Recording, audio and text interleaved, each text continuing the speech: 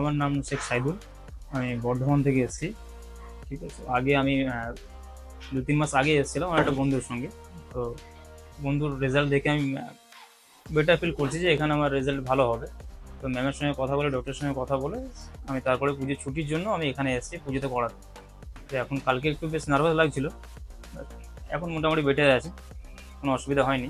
তো আমার মনে হয় মানে আপনারাও করাতে পারেন, যারা করাতে চাইছেন বা যারা নার্ভাস ফিল করছেন এটা নিয়ে, তারাও করতে পারেন, কোনো অসুবিধা নেই।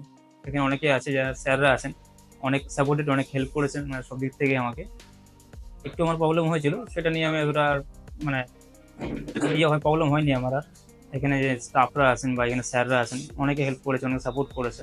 ঠিক আছে, তো আমি বলবো যারা করাতে চাইছেন তারা এখান থেকে করান, কোনো অসুবিধা নেই। এখানে ম্যাম স্যার যারা আছেন অনেক অনেক অনেক বেটার।